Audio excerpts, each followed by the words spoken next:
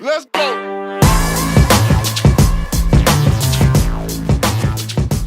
Hello, you are watching one of Shenae and Nita's weekly videos. I'm Shenae and this is Nita, and today we are chatting about a question we get asked from a few silky, first-time silky buyers, you can say, who have never used a Japanese saw. But we have been asked the question, which one is the best for beginners?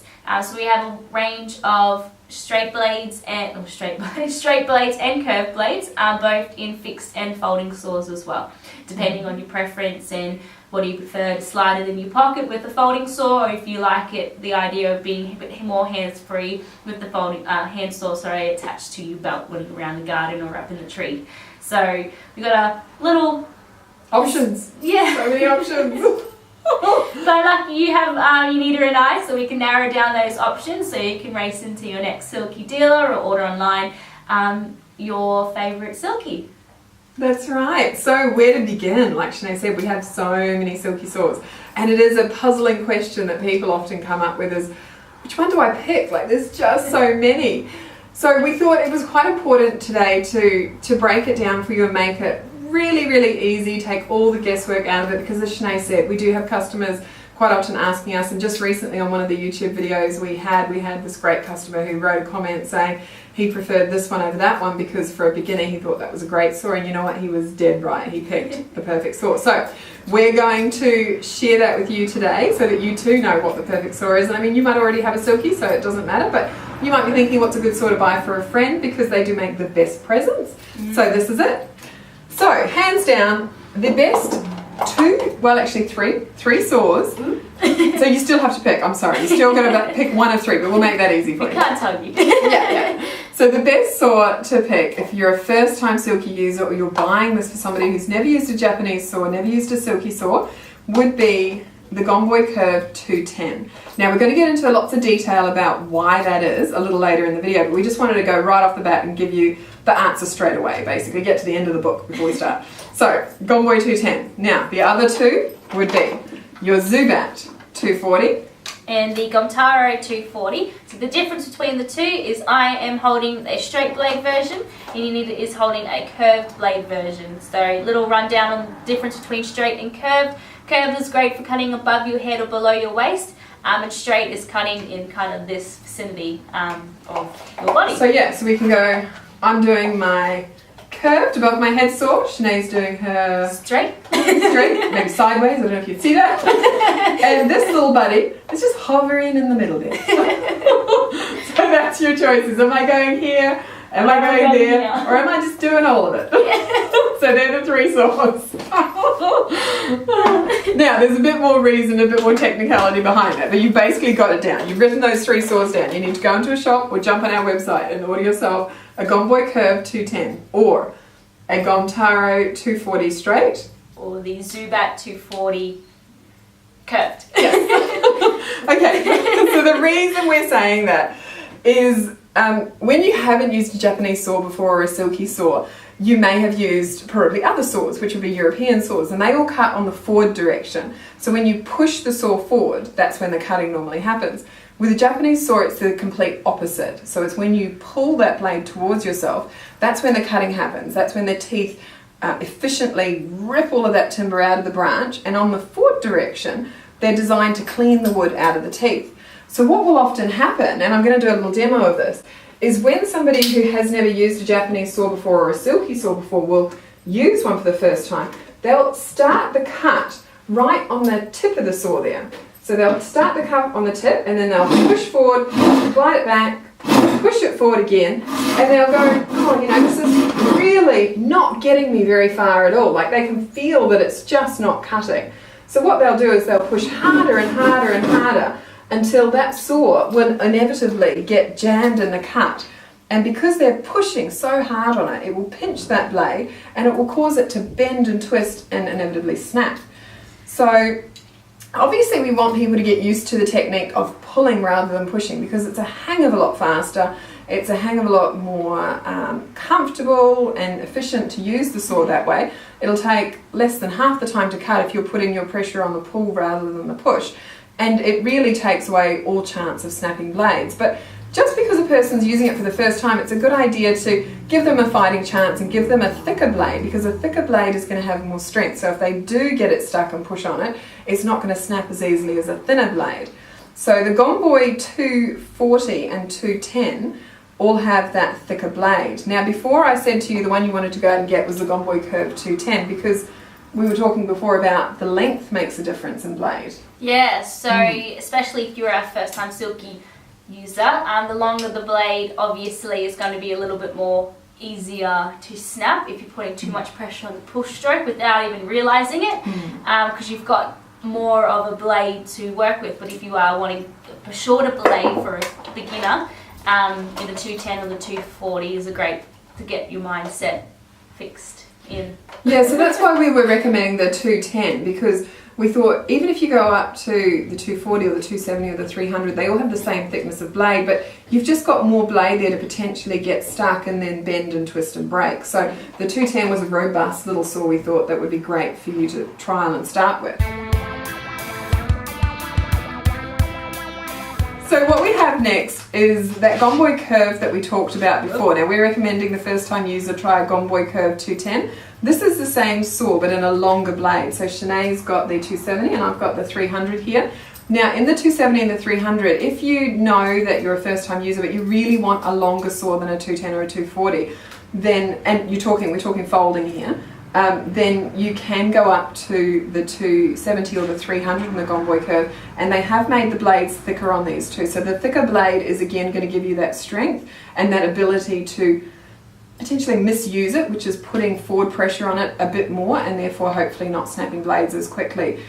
In all of this video, we're not recommending anyone put forward pressure. We're not saying that if you do put forward pressure and get that blade jammed and bend and twist it, it's not going to snap, because it might. It all depends. At the end of the day, it's steel. So it depends on how far you push it, how much you bend or twist it, as to whether it will snap or not. But it's just, you've got a bigger chance of not snapping it if you have a thicker blade. So we're just trying to help you have a saw that's going to cope with you learning how to use it properly, basically. So please try and put no pressure on the push. Try and use all your force on the pull, on the draw direction. Start your cut at the handle, because that's where you should actually start cutting, and mentally it'll get your brain into that concept of pulling the saw.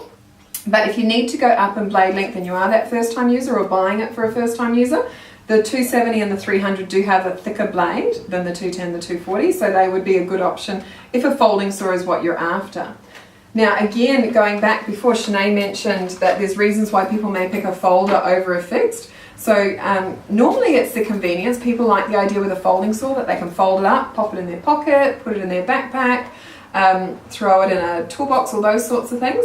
So you can definitely do that with folding saws. So that might be one reason why you're picking a folding saw.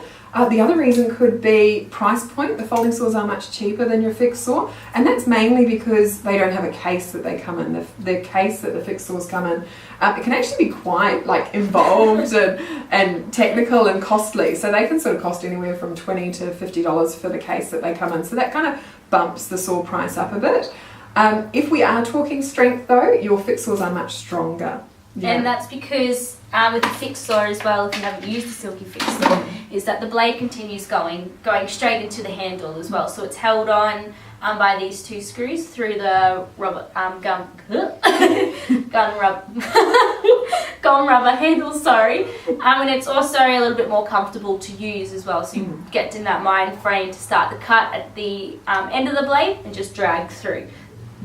So that's one. Yeah, and it also allows you to be more hands-free, because if you attach that to your belt and you're cutting things, all you've got to do is just drop that back into the scabbard and it's held nice and secure again. And that frees this hand to hold whatever it is you cut and carry it. Whereas when you're doing it with a folder, you have to sort of maneuver it on your leg or drop what you're cutting to fold it up and put it away. So it does allow you to be a bit more hands-free, and that's why you'll find most arborists will always go for a fixed saw and a scabbard. It's when they're going upside down. Well, that too. But yeah, it allows them to hang on to the tree, something like that. Yeah, basically that's where I was going with that one. Yeah.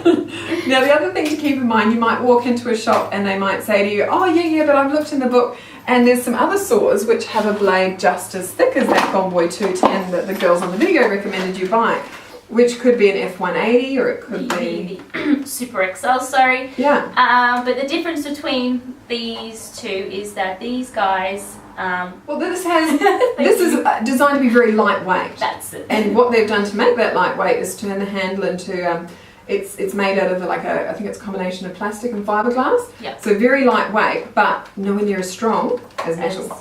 Yes. And then that one is aluminium. Aluminium. That's right. One of those tricky tongue-tying words.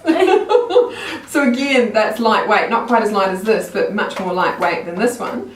But again, not quite as strong. So talking strength, this wins as far as the iron lifting championships goes.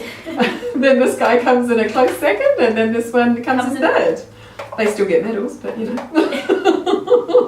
So that's the difference. So yes, the blades might be equally as strong, but the handles are not quite as strong. So something to think about as well. So definitely an option though. But again, whoever's using it just needs to think about the fact that they can't be too aggressive with that handle.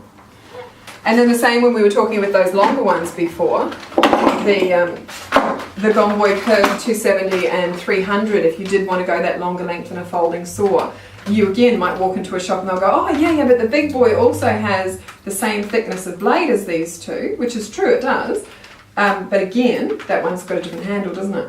Yeah, this one, it has the aluminium handle as well that goes with it. Yeah, that's Still right. all incredible saws. Yeah. Basically, this is for your first time Silky users that we're trying to aim for. Yeah, and we're just trying to help you guys figure out the differences and which saws are the strongest, basically, and so why. You don't stand in the shop like, which one do I use? Yeah, you'll probably be able to teach the shops a few things when you go too. So we said hi. So that's your folders, and then as far as your fixed saws go, we talked before the Gomtara and the Zubat. So we were recommending the 240 because that's a really good length, easy to control and easy to sort of not put too much of that forward pressure when you forget that you're not supposed to be cutting on the forward stroke.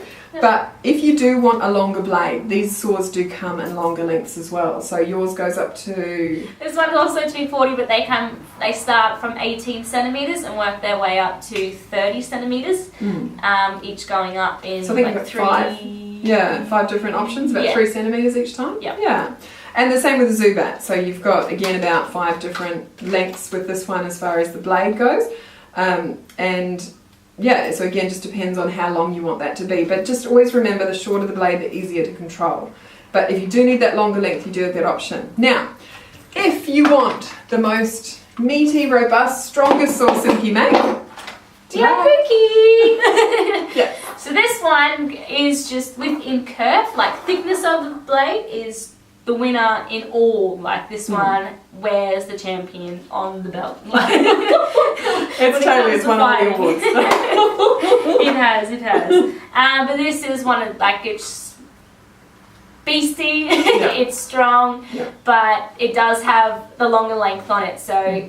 It even survives being used as a hammer sometimes. I have customers tell me they're dead wooding with it, and sometimes they'll just turn it upside down and hit the wood out of the tree with it, and it falls out and the saw survives, and it's amazing. But very thick blade. That's what this one is. Yeah. But Japan does want us always to mention that the longer in blade length you go, no matter how thick the blade is, the higher chance you've got of breaking a blade if you put forward pressure and get it jammed and continue to push. And they really do factor that in. Like this new range of saws that they've done, the Tsurugi, they're a very, very narrow saw that's designed to get into really tight spots. And as they go up in blade length, they actually thicken the blade. So there's 3 different lengths of blade with these skinny curved saws, and each length of blade has a thicker blade depending on how long it is. So it really is important. I hope I didn't confuse you with that. But tongue twister. It was getting lost there. But yeah, as they go up in blade size, they thicken it because they want to protect the blade, because Silky's very, very committed to bringing you the most epic saw ever, basically. Nah. Yeah, that's a good way to put it. Yep, definitely. Couldn't have said it better. No, but yeah, they just want to make sure that you have the right saw, and whether you are your first time Japanese user or the old fashioned saw user. Yeah, no. So we're having a day today, guys. Do apologise, but we hope that you figured out what we were trying to get across to you, which are the strongest, hardest to break Silky saws in the range. If you don't understand, just comment. Yeah, we can fix all of this in the comments. Just ask us questions. But to recap again, if a folding saw is what you're after, please go and get the Gomboy Curved 210. That code is a 171-717. Dyslexic too. 717-21. Should you go into a shop or jump on our website? Gomboy Curved 210 is my recommendation for curved saw. And Gomboy is one word as well. Oh yeah, it's one word. And as far as fixed saws go, Zubat and Gomtaro. 240. 40. Alright. Well, that is it for us this week. We hope it hasn't been too horrendous and too confusing. But I guess we'll leave you with that one. Like we said before, if you have any questions or you couldn't quite understand what we were saying through the laughter or the and the ahs, just go away, comment, whatever, and we hope you have a wonderful rest of the week. And we'll see you next week. See Thanks ya. for watching.